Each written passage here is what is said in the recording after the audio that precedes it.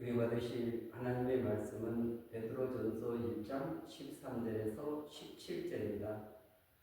그러므로 너희 마음의 은혜를 돌리고 근신하여 예수 그리스도께서 나타나실 때에 너희에게 가져다 주실 은혜를 온전히 바랄지어다. 너희가 순종하는 자식처럼 전에 알지 못하게 따르던 너희 사역을 본받지 말고 오직 너희를 부르신 거룩한 이처럼 너희도 모든 행실에 거룩한 자가 되라.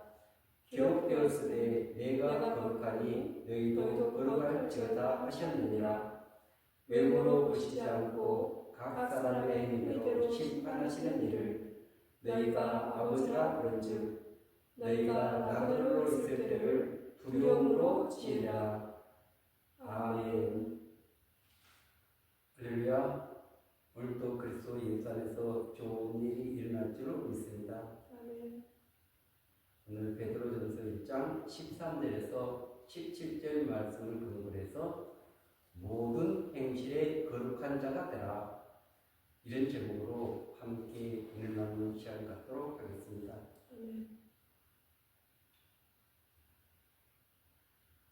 우리 인간은 자기 스스로 자기 얼굴을 볼 수가 없습니다. 그래서 거울을 통해서 우리의 잘못된 부분을 고치고 또 수정하고 여러 가지 일들을 하는 것입니다. 그런데 우리 외적인 부분은, 외모는 거울을 보고 고칠 수 있지만 우리 내면은 볼 수가 없습니다. 알 수가 없습니다. 깨달을 수가 없습니다. 그래서 우리 내면을 볼 수 있는 거울이 없다는 것이 너무나 안타까운 일이죠.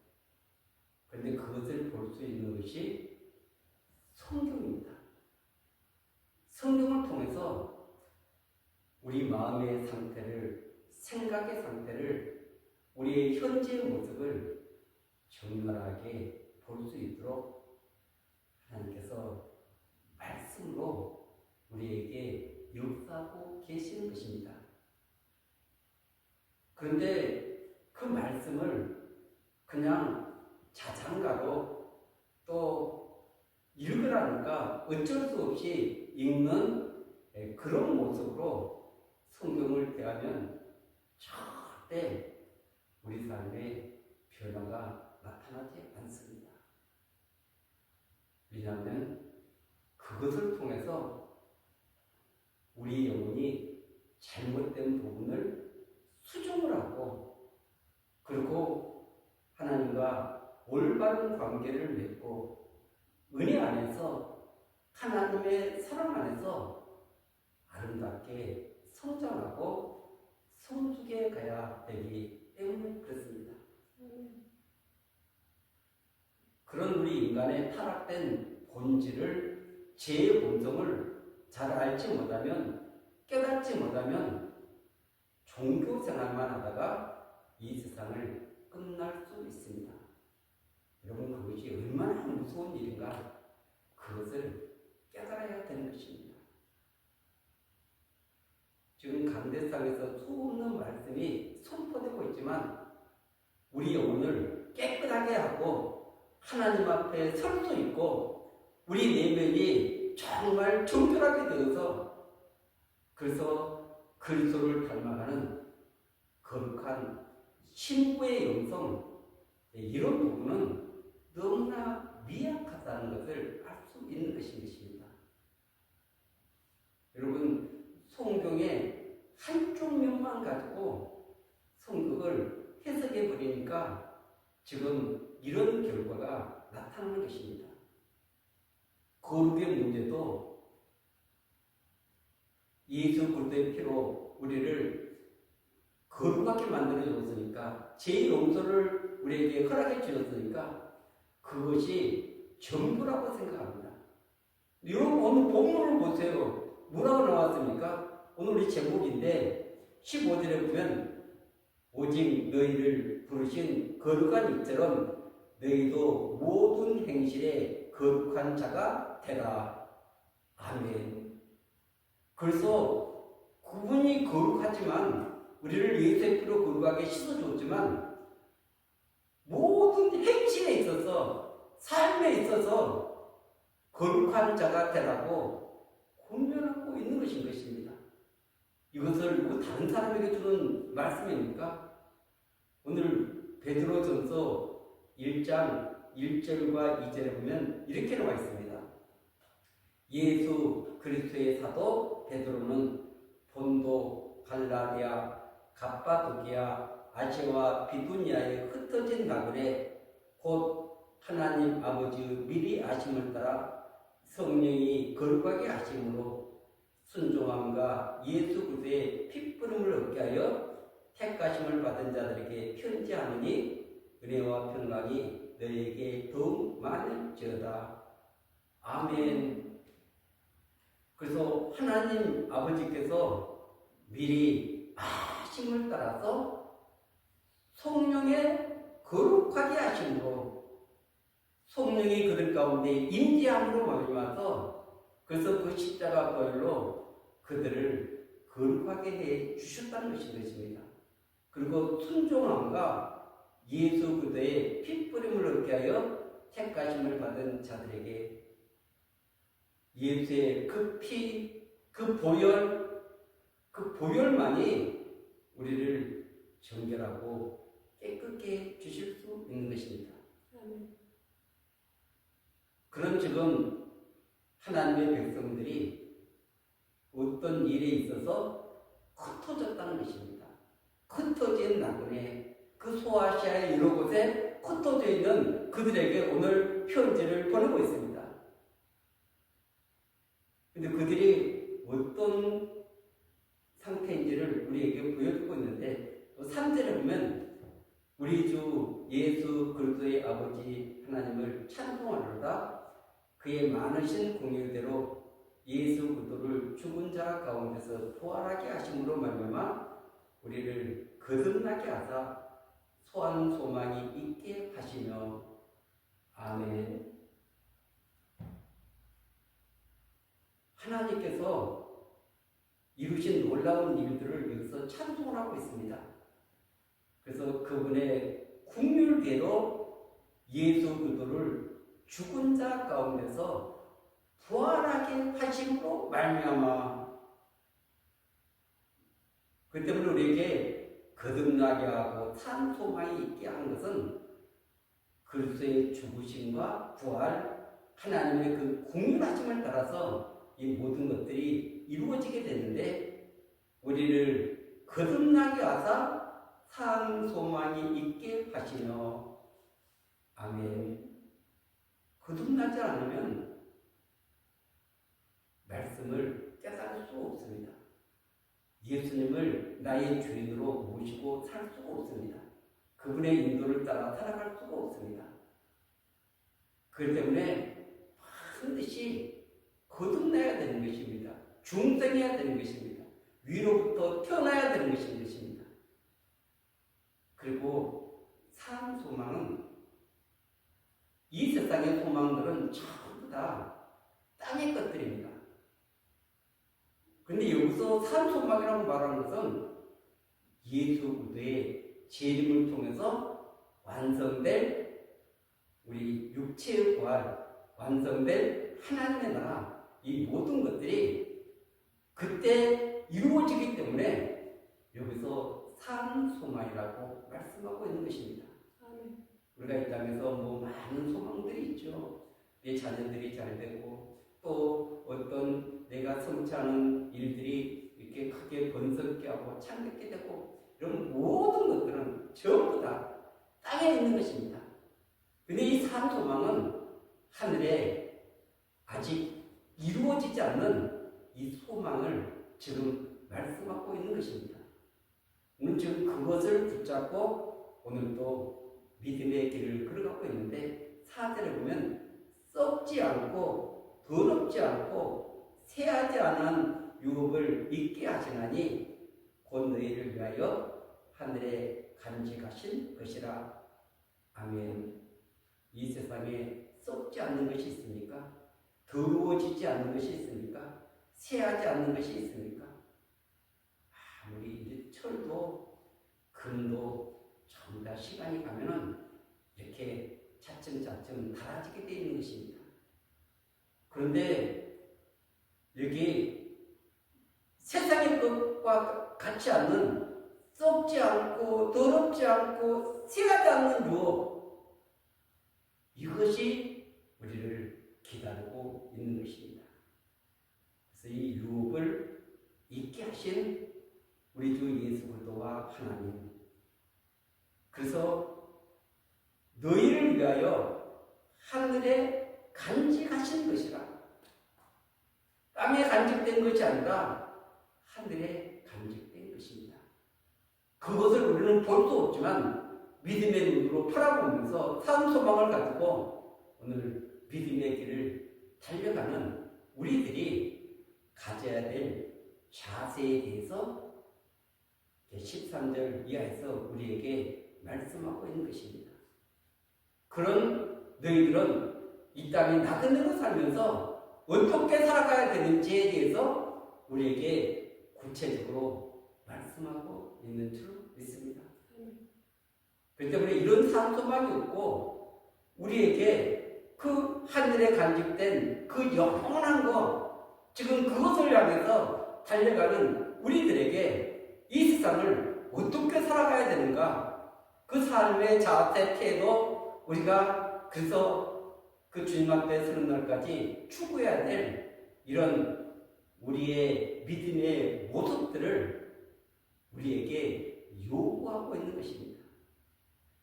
그것이 오늘 우리 13절부터 쭉 이렇게 나와 있는데 13절 한번 읽겠습니다. 그러므로 너희 마음의 허리를 동이고 근신하여 예수 그리스도께서 나타나실 때에 너희에게 가져다 주실 은혜를 온전히 바랄지어다. 아멘. 여기 마음의 허리를 동일 수 있습니까? 여러분, 마음의 허리가 이렇게 묶어집니까? 이런 표현들도 우리가 좀 성경을 깊이 있게 보면은 이것이 무엇을 말하고 있구나, 이것을 알 수 있는 거죠. 근데 지금 이 허리를 동인다는 것은 그때 당시의 문화를 모르면 알 수가 없는 것입니다. 그때 당시에는 이렇게 통으로 짠 이 겉옷이 있습니다. 그래서 그 예수님의 그 겉옷도 보면은 위에서부터 아래로 짜져 있어가지고 그냥 뭐 이렇게 걸치면 되는 거죠. 근데 그것은 여기가 펑퍼짐하기 때문에 손을 이렇게 묶어야 되고 허리를 동여야만이 일하기가 굉장히 편할 수 있지, 그것을 동이지 않으면 거추장 들어서 제대로 일이 안 되는 것입니다. 그래서 여기서 사도 베드로는 너희 마음의 허리를 동이고 근신하라 말씀하고 있습니다. 우리 마음에 어떤 자세를 말하고 있는 것인 것입니다.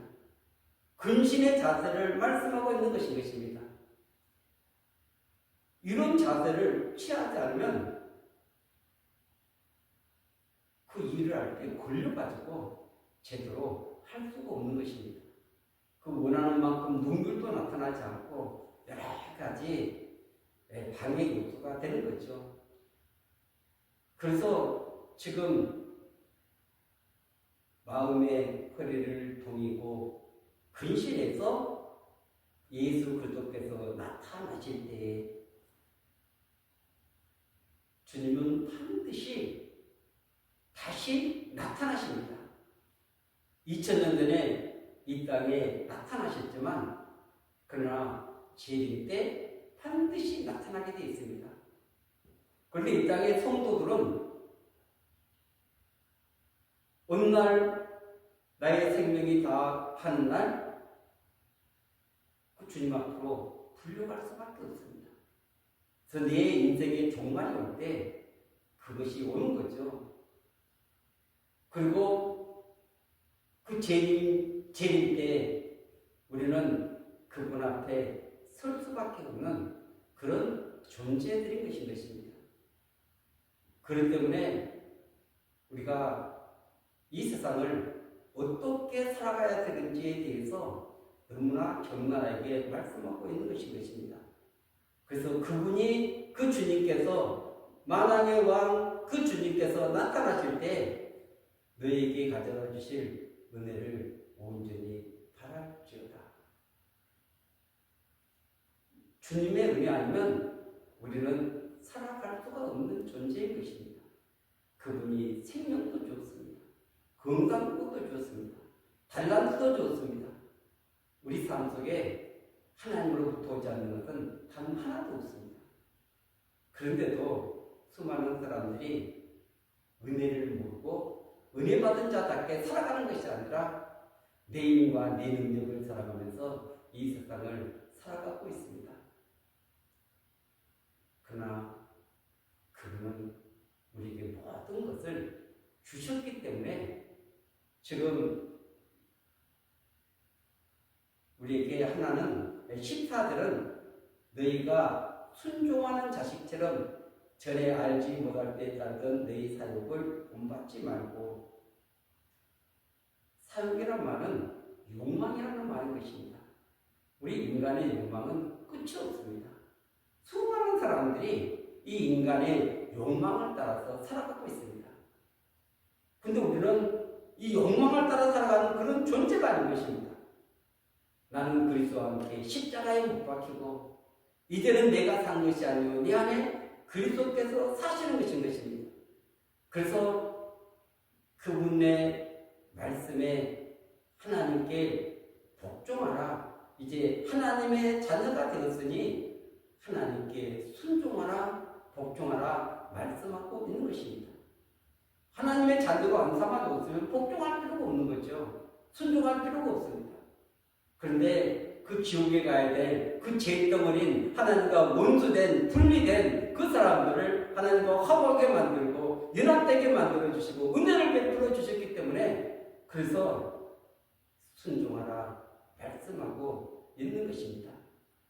그래서 믿지 않았을 때 자기 욕망을 따라서 살아가던 그런 삶을 살아서는 절대 안 된다. 이 말씀을 하고 있는 것입니다. 왕이 달라졌습니다. 가치가 달라졌습니다. 땅의 가치로 살아가는 것이 아니라 하늘의 가치를 가지고 살아가는 존재들인 것입니다. 그리고 동행하는 것이 마귀와 동행하는 것이 아니라 그리스도와 성령님과 동행하면서 우리는 믿음의 길을 걸어가고 있는 것입니다. 그래서 오늘 그 15절에 오직 너희를 부르신 거룩한 이처럼 너희도 모든 행실에 거룩한 자가 되라. 아멘. 이미 우리에게 성령으로 거룩하게 만들어 주셨는데 여기서는 지금 성령으로 거룩하게 된 부분을 다루고 있는 것이 아니라 너희 모든 삶에서 거룩한 자가 되라 말씀하고 있는 것입니다.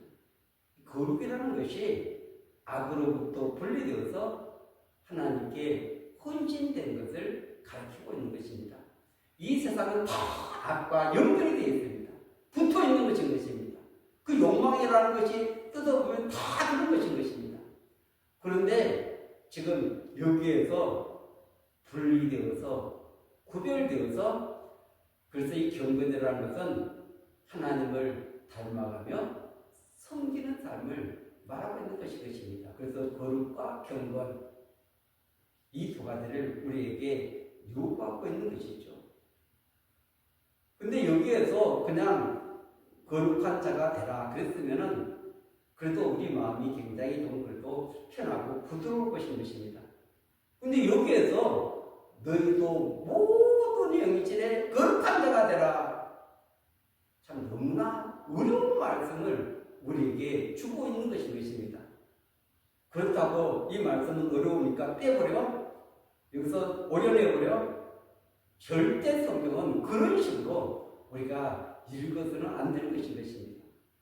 반드시 이 부분이 너무 중요하기 때문에 지금 이 거룩이라는 단어를 몇 번이나 썼습니까?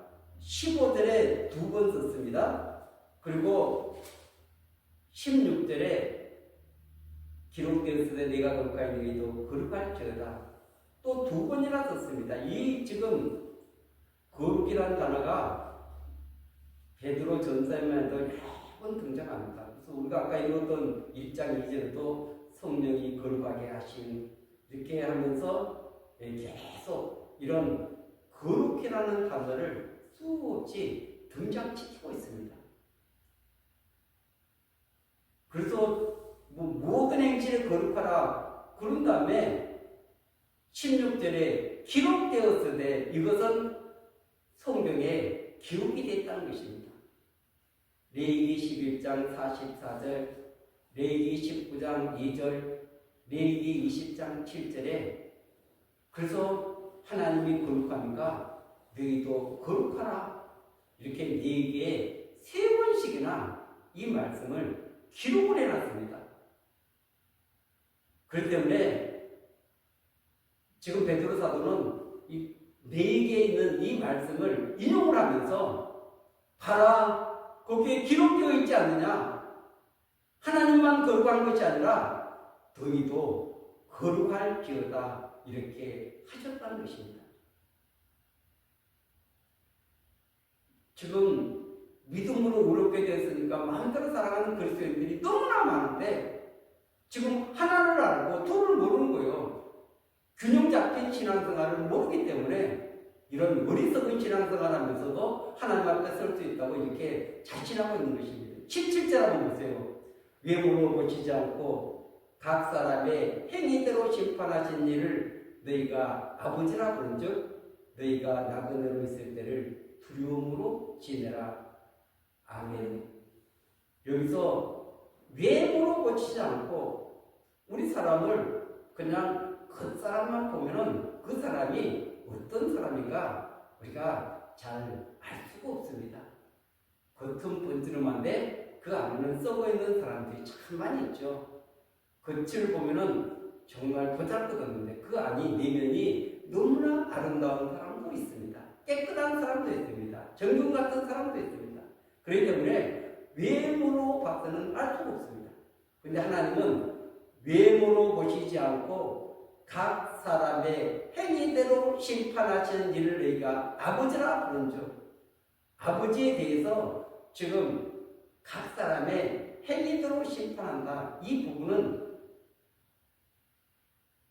하나는 아버지가 좋으신 아버지, 한 부분은 책임을 물으시는 아버지, 이 둘 중에서 2번째 책임을 물으시는 아버지에 대해서 설명을 하고 있습니다. 하나님은 좋으신 아버지십니다. 사랑이 많으신 아버지십니다. 우리에게 모든 것을 다 주시기를 원하시는 아버지이신 것입니다. 그래서 독생자를 주시지 않았습니까? 그런데 그 아버지는 그런 한쪽만 좋으신 분이 아니라 한쪽은 반드시 책임을 물으시는 사랑과 공의, 정의를 가지신 분이라는 것을 성경은 수없이 우리에게 말씀하고 있는 것입니다. 근데 여기서 지금 각 사람의 행위대로 심판하시는 책임 물으시는 이 부분을 다 빼버리는 거예요. 그러면 어떻게 하나님 앞에 설 수 있겠습니까? 그래서 이 땅에 믿음의 사람들이 지금 어떻게 살아가야 될 것인가? 너희가 나그네로 있을 때를 두려움으로 지내라. 여기서 1장 1절에서도 나그네들에게 편지를 보냈죠. 흩어진 나그네. 이 사람들은 지금 고향을 떠나와서 영원한 하나님 나라 그 고향으로 가는 그 길, 도상에 있는 사람들을 말하고 있는 것입니다. 이 도상에 있는 이 사람들이 어떻게 그 길을, 나그네 길을 걸어가야 되는가? 두려움으로 지내라. 이 말씀은 하나님을 경외함으로, 하나님을 존중히 여김으로 그 믿음의 길을 걸어가라는 것입니다. 여러분, 하나님의 말씀을 말씀을 존중해 여기면 그 말씀에 순종하고 복종하지 않겠습니까? 그런데 그분을 두려워하니까 그 말씀에 순종, 복종은커녕 무시하면서 이 세상을 살아가고 있습니다. 여러분, 그것이 오늘날에 혀치는 것인 것입니다. 그렇기 때문에 너희가 나그네로 있을 때를 두려움으로 지내라. 너희들이 지금 어떤 존재들인가? 택하신 족속, 왕같은 제사장, 거룩한 나라. 2장 9절에 거룩한 나라요 그의 소유가 된 백성이니, 그 나라는 의의 나라고 거룩한 나라인 것입니다. 그뿐만 아니라 그분의 소유가 된 백성들이라고 말씀하고 있습니다. 왜 그렇게 해주셨는가? 그것은 너희를 어두운 데서 불러내어 그 기이한 빛에 들어가게 하신 이 아름다운 덕을 선포하게 하려 하시니라. 그분이 우리를 죄에서 건져내 주시고, 그분이 우리를 어둠 가운데서 그 마귀의 사슬을 끊게 만들어 주시고, 우리에게 자유를 주시고, 생명을 주시고, 은혜를 주시고, 능력을 주시고, 모든 것을 주어서 지금 우리에게 이 모든 것들을 허락해 주신 것은 그분의 아름다운 덕을 선포하라. 우리에게 이런 명령이 주어졌습니다. 우리에게 이런 말씀이 주어졌습니다. 그래도 우리가 어둠 가운데 살면 그분의 아름다운 덕을 선포할 수 있을까요? 불가능한 일인 것입니다. 우리가 죄 가운데 빠져 살고 있다면, 거룩한 삶을 살고 있지 않다면 그것이 가능할까요? 그것은 불가능하다는 것을 알 수 있습니다. 여러분, 왜 우리가 그렇게 살아가야 되는지, 어두운 데서 불러내어 그의 기이한 빛에 들어가게 하신 이 아름다운 덕을 선포하게 하려는 것이다. 아멘. 그분의 목적을 우리가 바르게 알고 믿음의 길을 걸어가야 될 줄 믿습니다. 우리 하나님은 좋으신 하나님뿐만 아니라 책임을 물으시는 공의의 하나님이시라는 것을 분명하게 기억해야만이 이 세상에서 우리가 어떤 삶을 추구하면서 어떻게 그분 앞에 서야 되는지를 알려주고 있는 대목인 것입니다. 그분이 사랑이 많으시니까, 그분이 우리를 고민해 계시니까 모든 것을 다 이렇게 그냥 덮어주시고, 여러분, 회개하지 않는 것은 절대 그대로 다 남아있는 것입니다. 그렇기 때문에 날마다 회개하면서 그 길에서 돌이키고, 그리고 나는 거룩한 나라가 되었다, 그의 소유된 백성이 되었다, 왕국 같은 제사장이 되었다, 이 확신과 믿음을 가지고 담대하게 담대하게 이 세상을 살아가는 것입니다. 그 왕의 자녀로서 하나님 백성의 그 정체성을 가지고 살아가는 것입니다. 그렇다고 이 세상의 모든 것들이 다 우리를 호락호락 받아주는 것입니까? 절대 그렇지 않습니다. 사단 마귀는 이 세상은 끊임없이 믿음의 사람들을 공격해서 무너뜨리는 것입니다. 예수님의 그 제자들이 그런 그리스도의 평강을 던지게 되었지만 이 세상에서 어떻게 살아갔습니까? 전부 다 순교의 저울이 닫은 것입니다.